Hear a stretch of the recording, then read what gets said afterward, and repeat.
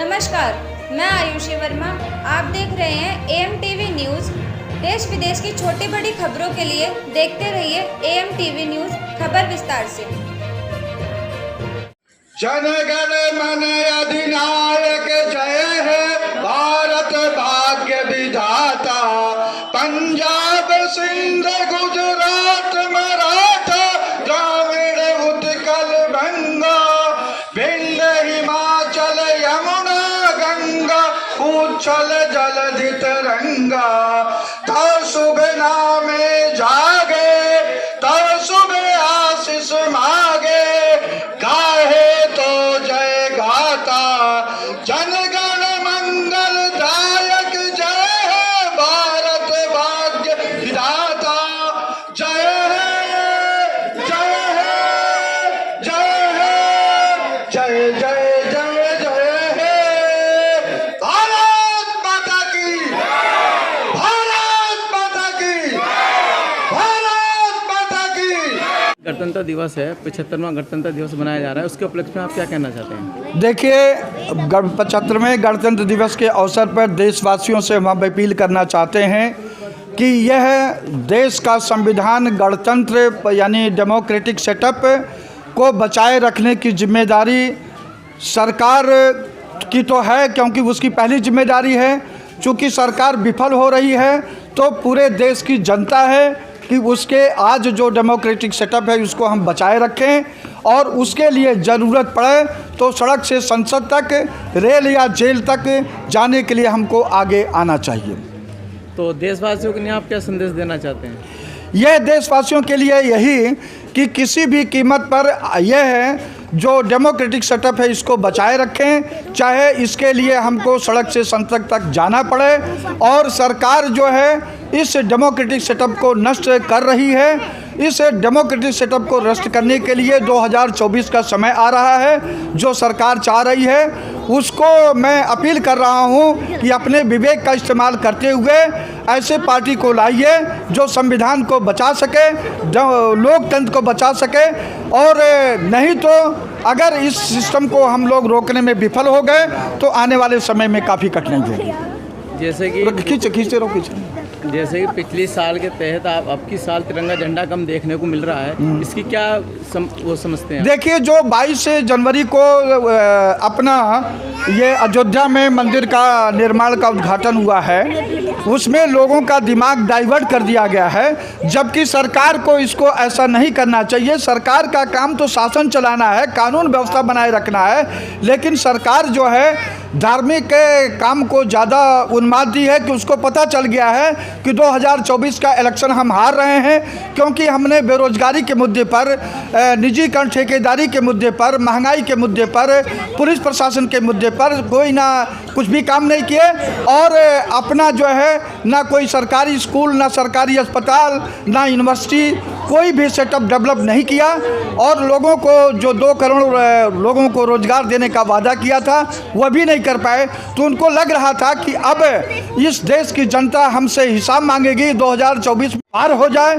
लेकिन हम भी इस देश में घूमते हैं जगह जगह, यह लोगों का निजी मामला था, रामचंद्र जी के प्रति आस्था था, तब वो अपना घर घर दीपक जलाए और वहाँ जा रहे हैं दर्शन के लिए।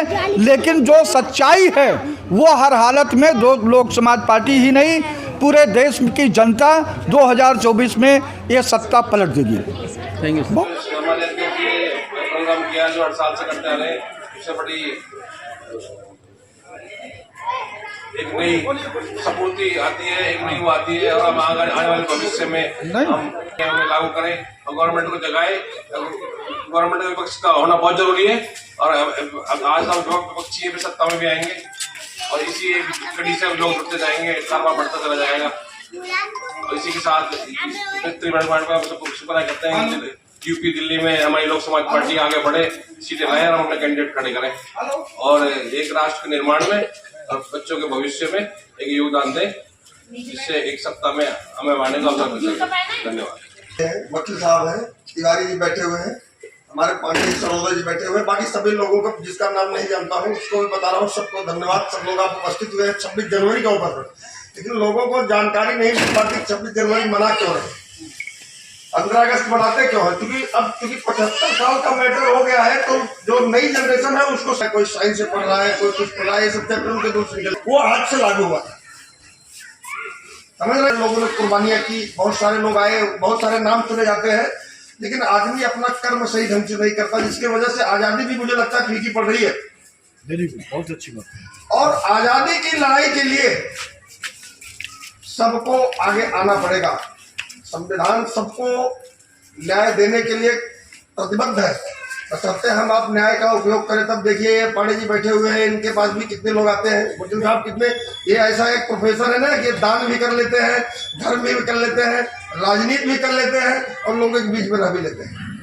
तो सब कुछ कहने का मतलब यही है कि आप लोग थोड़ा सा सुना रहा हूँ, जो भरा नहीं है भावों से बहती, जिसमें रसधार नहीं, वह हृदय नहीं है, पत्थर है जिसमें स्वदेश का प्यार नहीं। दोस्तों 15 अगस्त 1947 समस्त सम्मानित नागरिक श्री गौरी शंकर शर्मा जी, जो इस पावन पर्व 26 जनवरी जो देश का 74वां गणतंत्र दिवस मनाया जा रहा है, उसके उपलक्ष्य में मैं सबको सम्मानित और धन्यवाद करता हूं।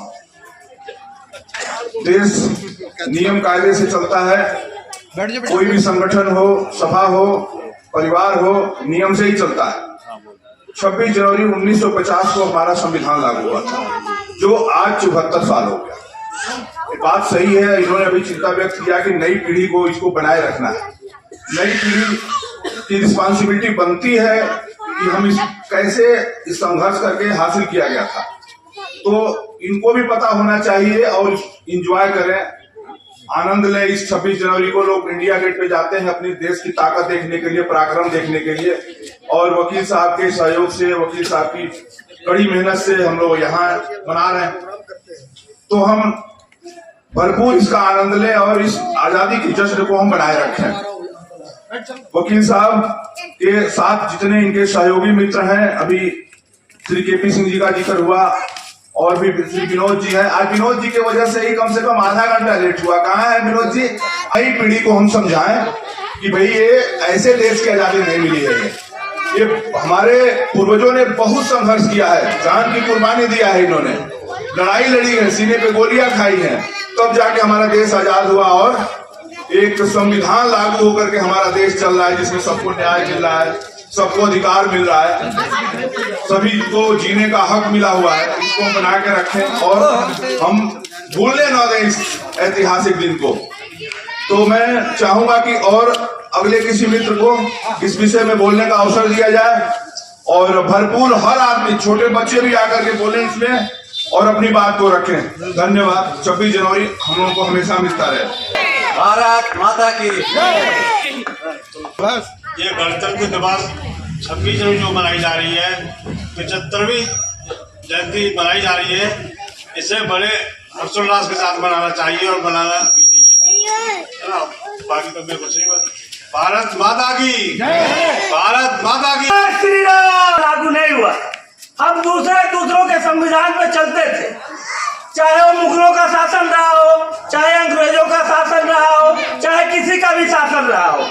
उनकी जो व्यवस्था होती थी, उनके जो क्रियाकलाप होते थे, उनकी जो सोच होती थी, उसी के अनुसार हमको ढाल दिया जाता था। जैसा वो करते थे वैसे ही हमारे साथ वही संविधान बन जाता था, उसी के अनुसार हमें रहना पड़ता था।